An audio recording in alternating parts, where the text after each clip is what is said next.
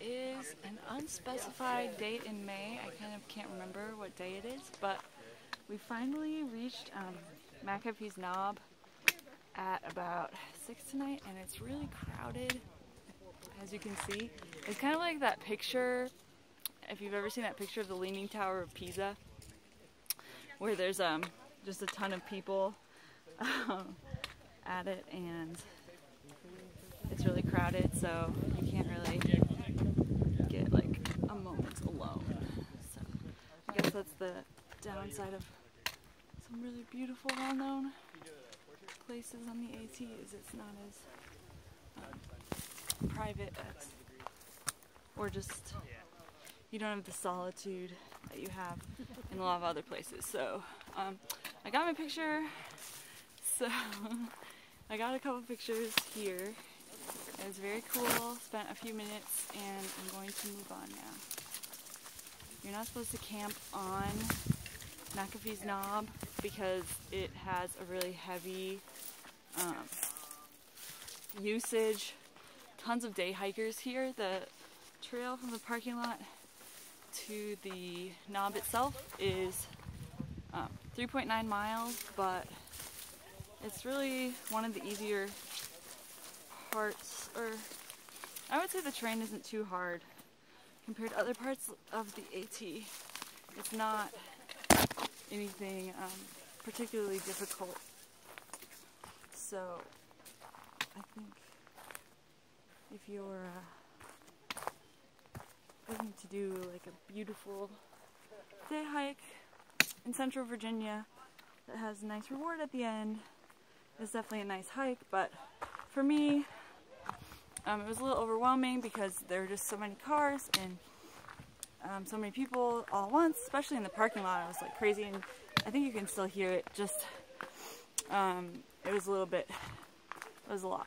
So we've heard that McAfee's, I had to ask the ridge runner how to pronounce it, so I'm pronouncing it correctly in this video, and she told me it's McAfee's, and I've heard a bunch of Virginians pronounce it that way, so I initially was pronouncing it McAfee's.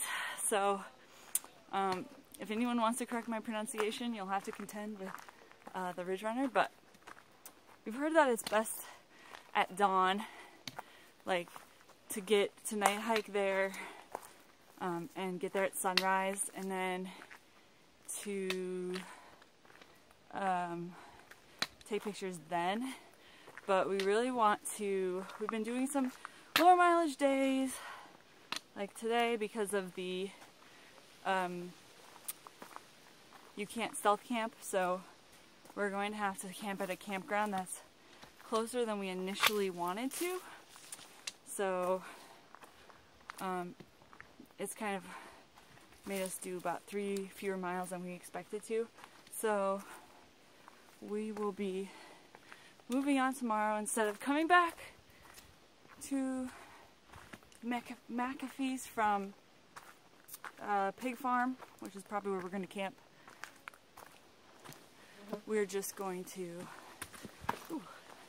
we're gonna have to go on and go to Tinker Cliffs tomorrow. We're planning on getting up the earliest that I've gotten up, which is before dawn, and then night hiking for an hour or two until dawn breaks, and then we'll be on our way because we've heard there's supposed to be storms tomorrow in the area. We really want to get into Daleville. It's taken me longer than I expected to get here. Virginia has been harder than I expected, to be honest, in terms of the terrain. Everyone keeps saying the terrain gets better and you're going to be doing bigger mileage, but my mileage hasn't increased as much as I would like, and I don't know exactly why that is. I don't start as early as some other people start in the morning. I know we're trying to change that, my hiking partner and I, because he can start pretty early, so like he can make sure that I get up. But I've been starting at about 8, and I can hike all day. I just go really not too fast, and it's frustrating to me. Like I'll be honest, I've been really having a rough about a week where I felt like my body is not where I wanted it to be at this point in the hike, or where I expected it to be, which is a little more comfortable doing like just banging out a 25-mile day and then another one like back to back, which a lot of other people seem to be doing. I'm getting pretty comfortable with high teens, but it really depends on the terrain. Like yesterday we did about 18 miles and we did Dragon's Tooth, which was pretty difficult descent. The ascent, if you're northbound, is not that hard. It's just steep, but descending is really challenging, and it is a lot. It's just rock scrambles. We were so glad we didn't do it when it was raining, because it would have been a nightmare. But it's just rock scrambles, and we did it at the end of the day, so we were like, I was getting worried that I was gonna have to like night hike that section, and I think, as I've mentioned before, I'm really not that big into night hiking, especially when it's rocky scrambles. So I was a little freaked out there, but I want to be like, that just wore out my knees, and I want to be at the point where my body's just impenetrable to the stress of hiking so far, and I'm just not there. And I feel like other people are. A lot of people have been commiserating with me about it and telling me, like, because there's a lot of, you know, kinship on the trail, and I've been really pretty open with other people about this, but they've been saying, like, you know, Virginia's harder than we all thought. At least this section of Virginia. And if there's people coming past me, I'm gonna just let them pass. I just keep hearing voices. There's so many people here. So I was almost not going to make a video, but anyways, and like, it's okay not to be in a hurry. I don't have any time constraints, so I guess I'm not in a hurry, but I just had ideas for where I'd be at this point in the hike, and I'm not, my body is not allowing me to meet those goals. And it's just hard. And it's hard as someone who's very, like, just a proud person to be, there's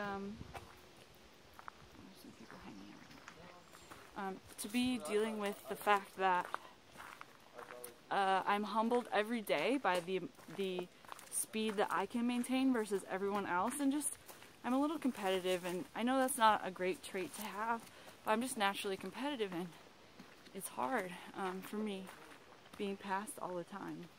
It's getting, I'm used to it, and I am happy to move over for people and whatever. I know it's not a race, and usually people who pass me, I do longer days and stuff, so unless they're like super fast, like, I can catch a lot of the people who I see every day passing me, but I just want to be able to keep a better pace, and especially over rocky sections. So I don't know what other people have done to improve their speed. I realize that I haven't been using the trekking poles as optimally as I maybe should.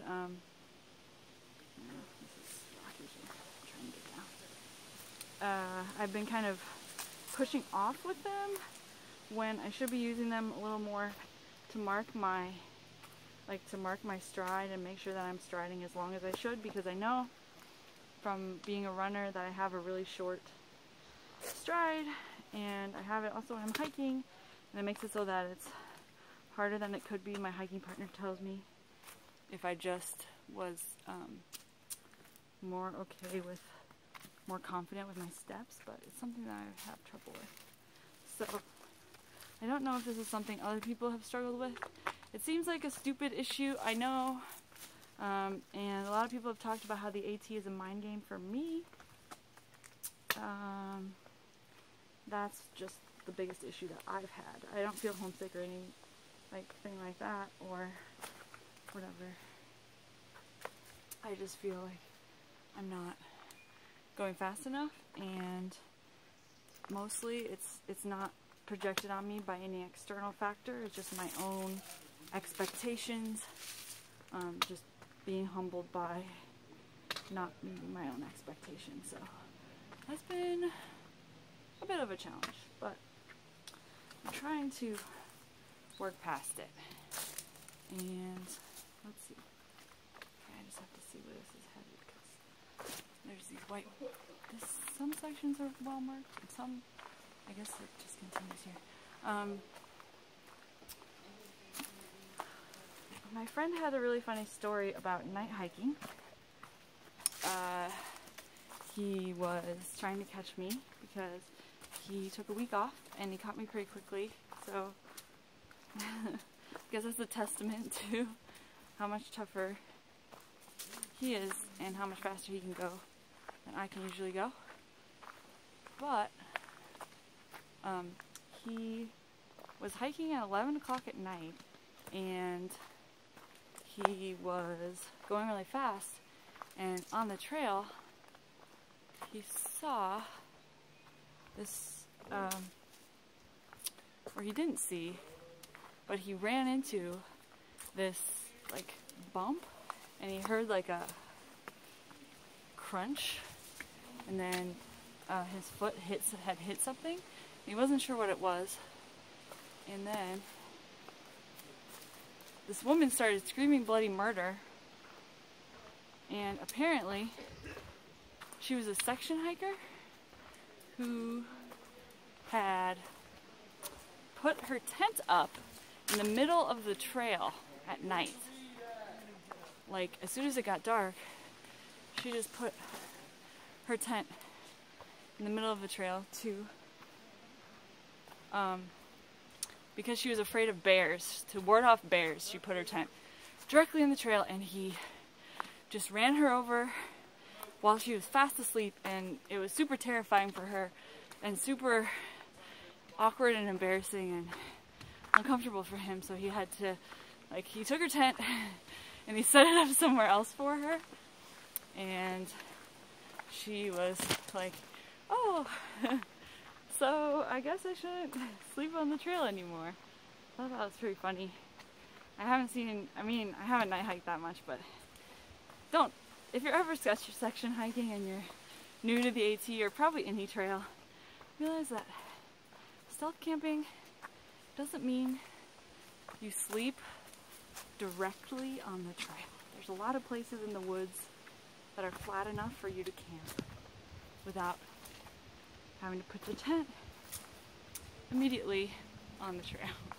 That's just a bad idea. So let's see what else is going on. I think I'm going to take a 0 in Roanoke. I know, as I said, that I want to pick it up more because I feel like I've been meaning to pick it up, and I could if I